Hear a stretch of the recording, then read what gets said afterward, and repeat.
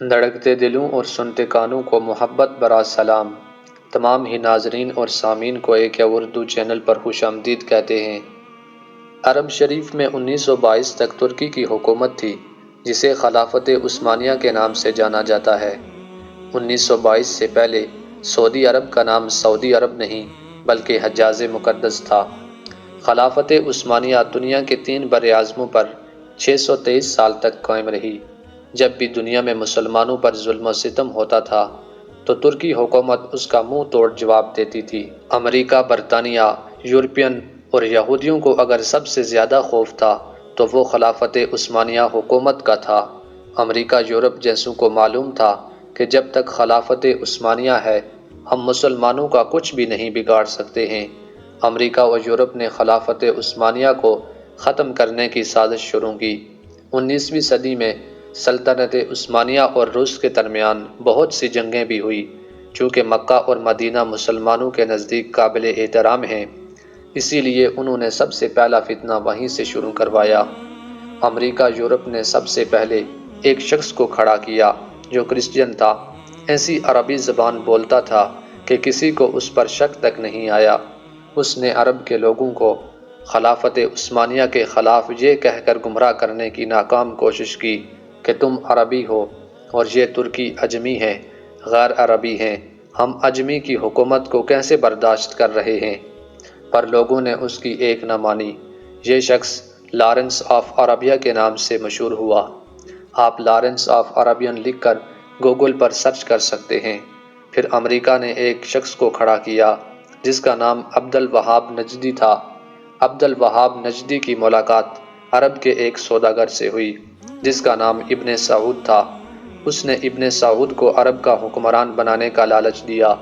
پھر ابن سعود نے مکہ، مدینہ اور طائف نے ترکی کے خلاف جنگ شروع کر دی۔ مکہ، مدینہ اور طائف کے لاکھوں مسلمان ابن سعود ڈاکو کی فوج کے ہاتھوں شہید ہوئے۔ جب ترکی نے دیکھا کہ ابن سعود ہمیں عرب سے نکالنے اور خود عرب پر حکومت کرنے کے لیے مکہ، مدینہ شریف اور طائف کے بے قصور مسلمانوں کو شہید کر رہا ہے، تب ترکی نے عالمی طور پر یہ اعلان کر دیا کہ ہم اس پاک سرزمین پر قتل و غارت پسند نہیں کرتے۔ اس وجہ سے خلافت عثمانیہ کو ختم کر دیا گیا، جس کی وجہ سے 40 نئے ممالک وجود میں آئے۔ پھر عرب کے مسلمانوں کا زوال شروع ہوا۔ 1400 سال کی تاریخ میں پہلی بار حجاز مقدس کا نام بدلا گیا۔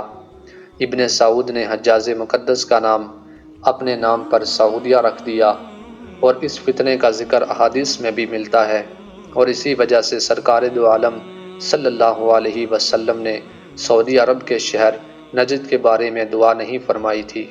اسی نجد میں ابن عبد الوہاب نجدی پیدا ہوا، جس سے انگریزوں نے ایک نئے مذہب کی بنیاد ڈلوائی، اور یہی شہر مسلمہ کذاب کا جائے پیدائش بھی ہے۔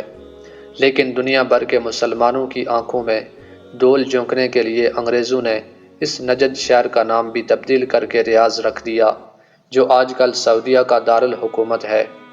جنت البقیع اور جنت المعلی میں صحابہ کرام رضوان اللہ تعالی اجمعین اور اہل بیت علیہم السلام کے مزارات پر بلڈوزر چلایا گیا اور تمام قبروں کی بے حرمتی کر کے ان کو ملیہ میٹ کر دیا گیا۔ بدقسمتی سے آج بھی کئی بھولے بالے مسلمان انہی قبروں کو سنت کے مطابق سمجھتے ہیں۔ 1922 سے پہلے وہ ایسی نہ تھیں، حالانکہ حرم شریف کے جن دروازوں کے نام صحابہ اور اہل بیت کے نام پر تھے، ان کا نام آل سعود کے نام پر رکھا گیا۔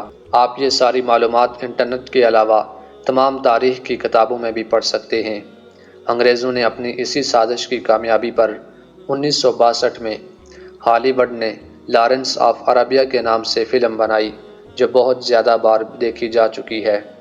یہود و نصارہ کو عرب میں آنے کی اجازت مل گئی۔ جس دن ابن سعود عرب کا بادشاہ بنا، اس دن ایک جشن ہوا۔ اس جشن میں امریکہ، برطانیہ اور دوسرے ملکوں کے پرائم منسٹر ابن سعود کو مبارکباد دینے پہنچ گئے۔ جس عرب کے نام سے یہود و نصارہ کانپتے تھے، وہ سعودیہ امریکہ کے اشارے پر ناچنے لگا، اور آج بھی رندوں کے ساتھ ناچ رہا ہے۔ یہود و نصارہ کی اس ناپاک سازش کا ذکر علامہ اقبال نے اس طرح کیا ہے: وہ فاقہ کش جو موت سے ڈرتا نہیں ذرا، وہ فاقہ کش جو موت سے ڈرتا نہیں ذرا، روح محمد اس کے دل سے نکال دو، فکر عرب کو دے کر فرنگی تخیلات، اسلام کو حجاز اور یمن سے نکال دو۔ یا اللہ، مسلمانوں کو ایسے فتنوں سے محفوظ فرما، پھر سے خلافت کی دولت عطا فرما، اور ہمیں ماضی کے تلخ حقائق کو سمجھنے کی عقل عطا فرما۔ آمین ثم آمین۔ آج کی ویڈیو اگر پسند آئے تو اسے لائک کریں، اپنے دوستوں کے ساتھ شیئر کریں اور چینل کو سبسکرائب کرنا نہ بھولیں۔ زندگی نے وفا کی تو انشاءاللہ ایک نئی خوبصورت ویڈیو کے ساتھ ایک مرتبہ پھر حاضر ہوں گے۔ فی امان اللہ۔